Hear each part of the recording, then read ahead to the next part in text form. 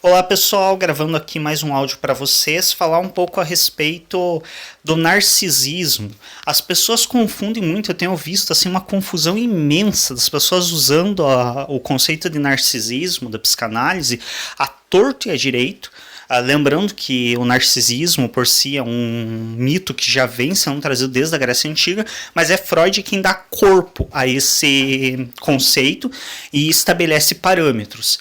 E assim, eu vejo as pessoas falando do narcisismo de uma maneira tão desprovida de conhecimento que as pessoas elas falam muitas vezes de carência confundindo com narcisismo, que são praticamente dois polos opostos do mesmo conceito. O narcisista está bem longe de ser carente e o carente está bem longe de ser narcisista. E as pessoas confundem muito esses dois polos ou esses dois conceitos de carência e narcisismo por algumas interpretações muito apressadas. Por exemplo, a pessoa entra na rede social de uma outra, vê um monte de fotos da pessoa, a pessoa só tira fotos dela mesma, tira fotos de tudo que faz, e aí já o primeiro comentário que vem é: nossa, que pessoa narcísica. Tá longe de ser. Pessoas que ficam expondo a sua imagem para os outros, para opinião, para julgamento e avaliação alheia, quando o fazem, quando não é simplesmente a vontade dela tirar fotos dela e acabou, isso está longe de ser narcisismo.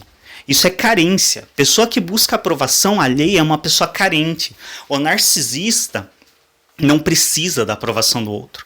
O narcisista, ele se julga por si próprio, ele se considera o melhor do melhor, então ele não precisa do julgamento do outro. Quem é você para me julgar sendo eu um narcisista? Essa é a posição do narcisista. Traços narcísicos são, por exemplo, aquela pessoa que usa a foto dela como papel de parede do celular, que é um lugar onde só ela vai ver. Não é para os outros verem, é para ela ver a própria imagem. É para ela ver o quanto ela é boa, o quanto ela é bonita, o quanto ela é tudo de bom. Esse é o posicionamento do narcísico. Narcisismo é, por exemplo, aquela pessoa que tem a foto dela na parede do quarto, que é no quarto dela, onde só ela vai ver. Ela precisa olhar o quanto ela é bonita, o quanto ela é atraente. Esse é o conceito de narcisismo. O Narciso, no caso do conto, do mito, ele não se afogou no rio porque ele estava tentando mostrar a imagem dele para os outros. Ele se afogou no rio porque ele estava tentando se aproximar o máximo possível da própria imagem. Ele se afogou admirando a própria imagem, não mostrando ela para o mundo. E as pessoas confundem muito isso. As pessoas confundem alguém que se expõe em excesso, que faz de tudo para chamar atenção, com um narcisista. Mas lembremos, Narciso não fez nada para chamar atenção. Ele simplesmente se encantava pela própria imagem. Tanto é que se encantava a tal ponto que ele ignorava o resto do mundo. Então vocês percebam que o narcisismo é justamente o inverso.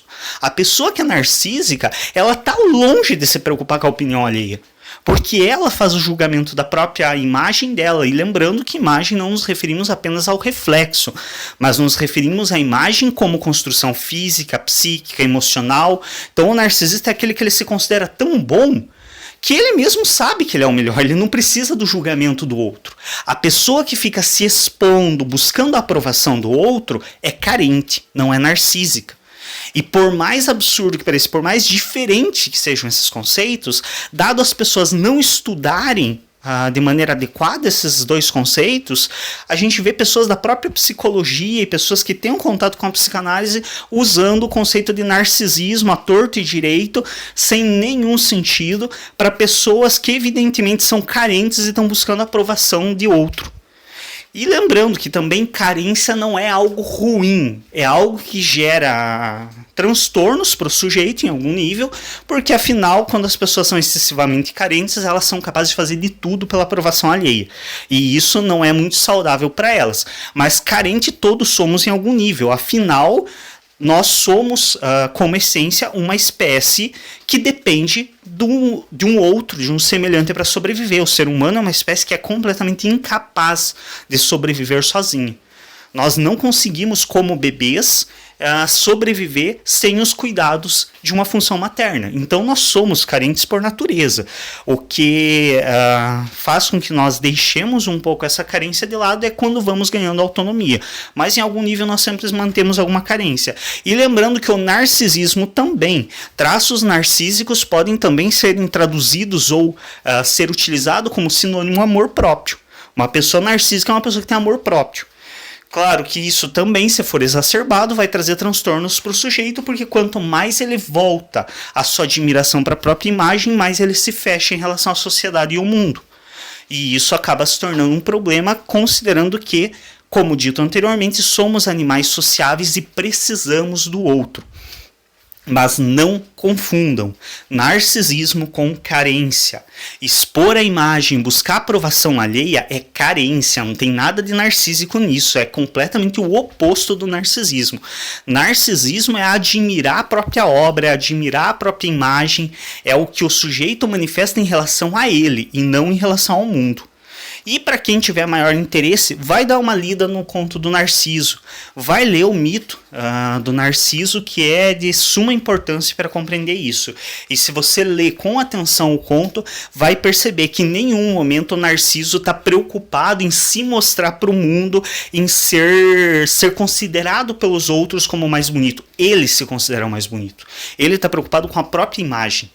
É ele com ele mesmo e não ele em relação aos outros. É isso. Se inscreva no canal, clique em gostei e até um próximo vídeo ou áudio.